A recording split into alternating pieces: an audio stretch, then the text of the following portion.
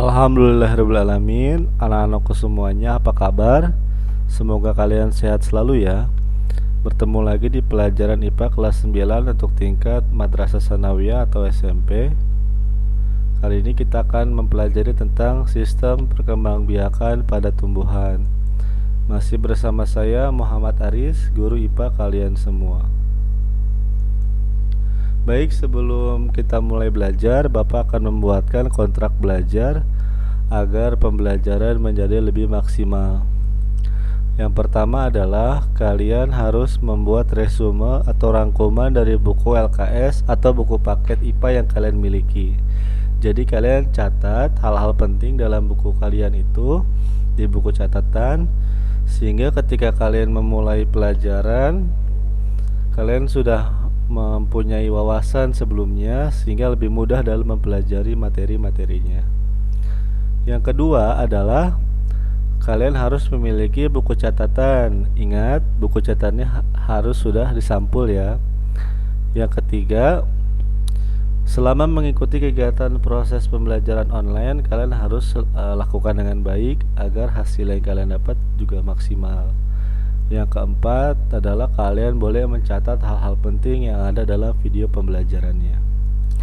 Baik, kita mulai saja. Sistem perkembangbiakan pada tumbuhan kali ini akan dibagi menjadi beberapa pembahasan. Yang pertama adalah perkembangbiakan pada tumbuhan Angiospermae. Yang kedua, perkembangbiakan pada tumbuhan Gymnospermae. Yang ketiga adalah perkembangbiakan pada tumbuhan lumut dan tumbuhan paku. Yang keempat adalah teknologi reproduksi pada tumbuhan. Baik, yang pertama kita ada contoh gambar mangga di sini ya.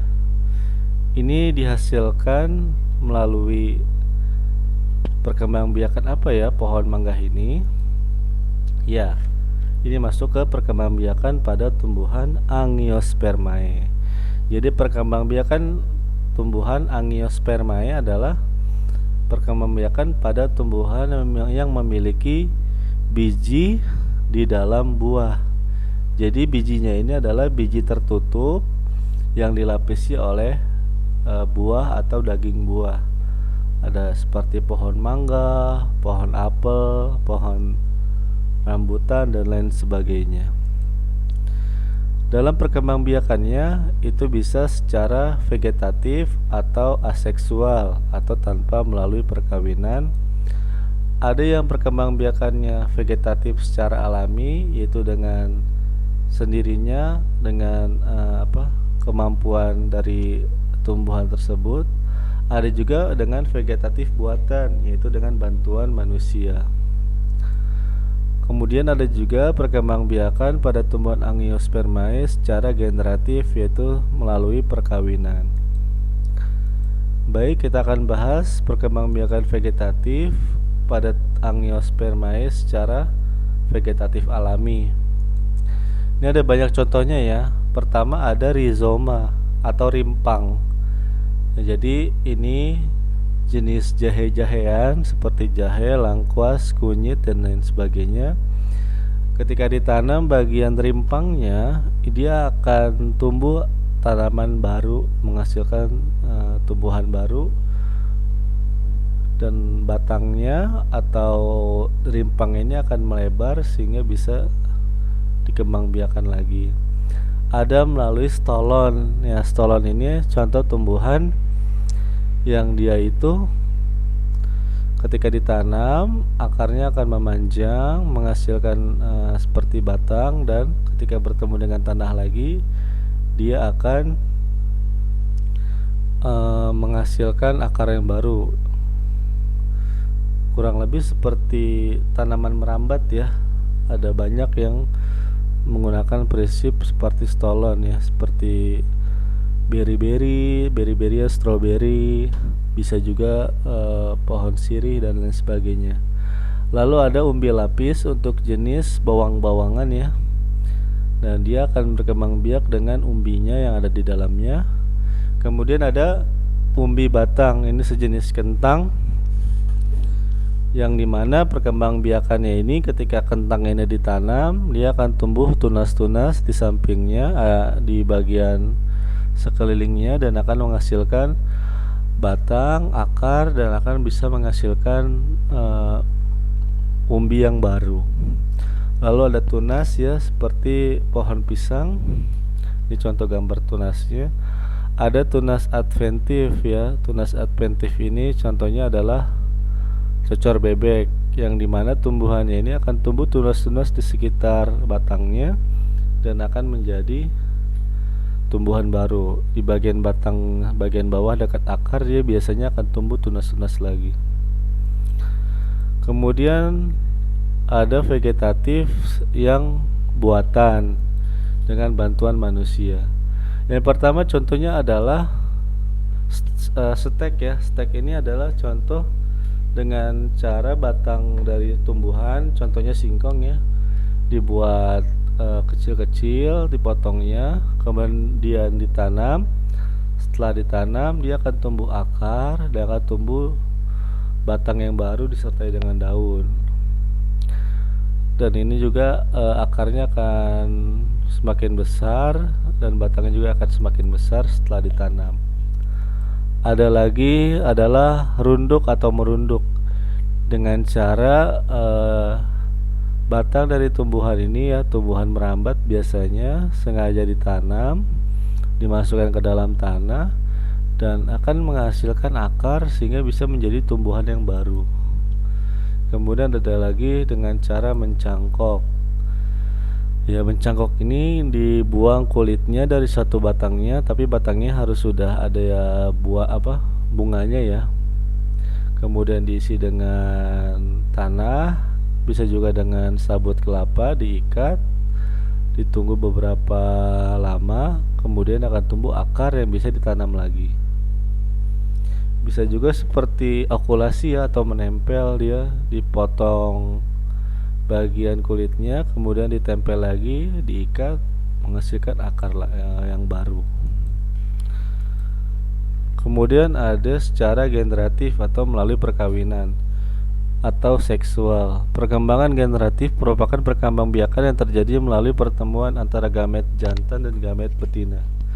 Gamet jantan ini adalah untuk kelamin jantannya, kemudian gamet betina itu untuk alat reproduksi yang betinanya. Ya, mekanisme pembuahan ganda pada Angiospermae adalah seperti berikut ini.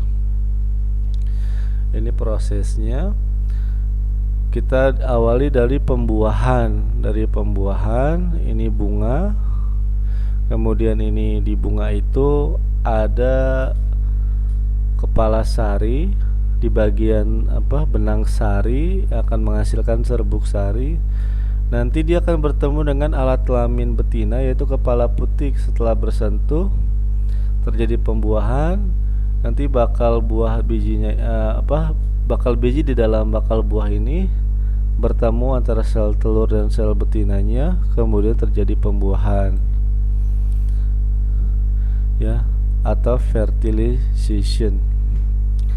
Ya, nanti di sini ya ada bulir-bulir serbuk sari ya, yang membentuk seperti buluh serbuk sari masuk kemudian ke dalam sel telur, bertemu dia ya, di dalamnya inti serbuk sari akan membelah menjadi sel vegetatif dan sel generatif, yang kemudian nanti berkembang menjadi sel telur oleh inti sel generatif satu ini, kemudian berkembang lagi menjadi generatif kedua atau untuk yang sekundernya. Setelah dia berkembang dari hasil pembuahan menghasilkan calon tumbuhan baru, kemudian nanti dagingnya akan di bijinya ini akan dilindungi oleh daging buah. Nah, nanti bijinya ini akan berkembang sampai matang. Nah, ketika dia keluar atau misalkan jatuh ke tanah, dia akan mengeluarkan akar, kemudian kecambah. Kecambah ini adalah calon batang dan mengeluarkan daun sehingga akan tumbuh besar menjadi tumbuhan yang baru. Kemudian adalah perkembangbiakan pada tumbuhan Gymnospermae. Gymnospermae ini adalah tumbuhan yang memiliki biji terbuka. Tadi kan Angiospermae itu biji tertutup. Bijinya ini dilindungi oleh buah atau daging buah. Untuk Gymnospermae di bijinya terbuka, tidak dilindungi oleh buah. Contohnya adalah tanaman pinus atau juga melinjo. Melinjo ya, di Sunda itu biasanya dibuat sayur ya. Untuk tumbuhan Gymnospermae itu memiliki alat reproduksi berupa strobilus ya. Strobilus ini adalah alat kelamin pengganti dari benang sari dan putik ya.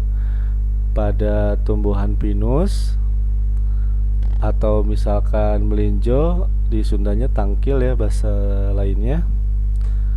Nah, ini strobilus itu ada yang jantan menghasilkan gamet jantan atau serbuk sari, sedangkan strobilus betina menghasilkan gamet betina. Reproduksinya pada Gymnospermae diawali dengan penyerbukan dengan bantuan angin. Jadi nanti penyerbukannya dibantu dengan angin, yaitu serbuk yang jantannya tadi. Nah, serbuk sari dilengkapi dengan sayap sehingga memudahkan gerakannya menuju strobilus betina. Pada bakal biji atau megaspora terdapat struktur liang biji atau mikrofil dan kantong serbuk sari yang mengganti fungsi bunga sebagai organ reproduksi. Nah, nanti pada bakal biji yaitu ada struktur liang biji dan kantong sari, disitulah nanti terjadi penyerbukan sehingga bisa menghasilkan calon untuk tumbuhan yang baru. Lalu ada perkembangbiakan pada lumut dan tumbuhan paku. Perkembangbiakan generatif dan perkembangbiakan vegetatif tumbuhan lumut dan tumbuhan paku berlangsung secara bergantian melalui suatu proses pergiliran keturunan yang disebut metagenesis. Fase vegetatif atau fase sporofit merupakan tahap saat tumbuhan menghasilkan spora, sedangkan fase generatif atau fase gametrofit merupakan tahap pertumbuhan menghasilkan gamet. Ini contohnya ya. Jadi dia berkembang biaknya sangat istimewa, tidak melalui biji tapi dengan menggunakan spora. Ini contoh tumbuhan lumut. Biasanya ada di batu-batu ya. Hati-hati kalau kalian berjalan menemukan batu yang ada lumutnya, biasanya licin. Kemudian contoh lainnya adalah tumbuhan paku. Mereka berkembang biak menggunakan spora dari bijinya itu sangat halus ya, seperti tepung nih. Spora itu sangat kecil, kemudian nanti terbawa angin, tersebar, dia menempel pada tembok biasanya atau batu, kemudian dia bisa menghasilkan tumbuhan yang baru. Kemudian ada teknologi reproduksi pada tumbuhan. Ini ada banyak ya. Pertama ada hidroponik, yaitu metode budidaya tanaman menggunakan air. Sesuai namanya hidro ya, berasal dari kata hidro yang berarti air. Tanaman akan menyerap nutrisi yang terlarut dalam air untuk tumbuh. Biasanya kita menanam itu menggunakan media tanah, khusus hidroponik menggunakan media air. Biasanya berbentuk pipa yang nanti dibolong-bolongi, diisi air dan nutrisinya seperti pupuk.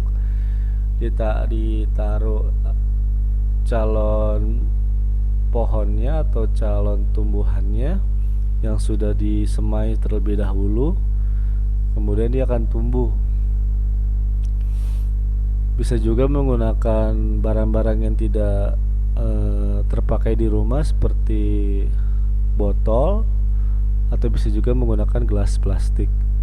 Ada vertikulur, yaitu metode budidaya tanaman dengan cara membuat instalasi bertingkat. Unik ya, jadi teknologinya itu tumbuhannya tidak ditaruh di bawah atau tidak ditaruh di tanah, tapi dia bisa bertingkat seperti ini.